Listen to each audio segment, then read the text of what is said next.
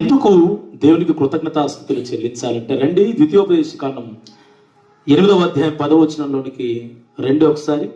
అక్కడ నీవు తిని తృప్తి పొంది నీ దేవుడైన యెహోవా నీకు ఇచ్చిన మంచి దేశమును బట్టి ఆయన్ను స్తుతింపవలను. స్తోత్రం చెప్పండి. దేవుడు మనకిచ్చిన మంచి దేశమును బట్టి మనం స్తుతించాలి. ఇప్పుడు చెప్పండి, మన దేశం ఏ దేశం? భారతదేశం. మన దేశాన్ని బట్టి మనం స్తుతించాలి. మనకున్న నాయకులను బట్టి మనం స్తుతించాలి.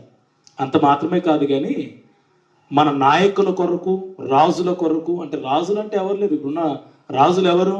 మనకున్న రాజు ఎవరు? దేశాన్ని పరిపాలిస్తున్న నాయకుడు. రాజుగా మనము ఆరాధిస్తుంది ప్రభు యేసుక్రీస్తు అని. కానీ ఆయన కృప ద్వారా మన భారతదేశానికి ప్రధానమంత్రిగా ఉన్నటువంటి వ్యక్తి ఎవరంటే నరేంద్ర మోడీ గారు. రాజులు, అధికారులు, నాయకుల కొరకు మనం ఏం చేయాలా? 1 తిమోతి పత్రిక 2వ అధ్యాయం 1 నుంచి 4 వరకు ఉన్న లేఖన ప్రకారం మన భారతదేశాన్ని పరిపాలిస్తున్న, రాష్ట్రాలను పరిపాలిస్తున్న ముఖ్యమంత్రుల కొరకు, ప్రధాని, ఉప ప్రధాని, రాష్ట్రపతి కొరకు మనం ఏం చేయాలి తెలుసా?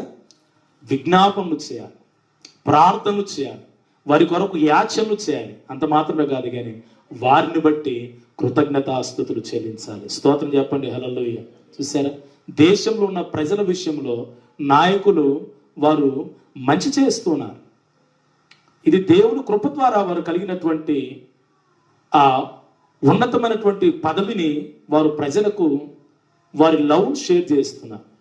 దయచేసి మనం కూడా ఏం చేయాలంటే, దేవుడు మనల్ని పుట్టించాడు, బ్రతికించాడు, మన సజీవ లెక్కల నుంచి మన ప్రార్థనలు ఆలకిస్తున్నాడు కనుక మనకిచ్చిన మంచి దేశాన్ని బట్టి దేవుని స్తుతించాలి, కృతజ్ఞతాస్తుతులు చెల్లించాలి, నాయకుల కొరకు ప్రార్థన చేయాలి. ఆమేన్, ఆమేన్.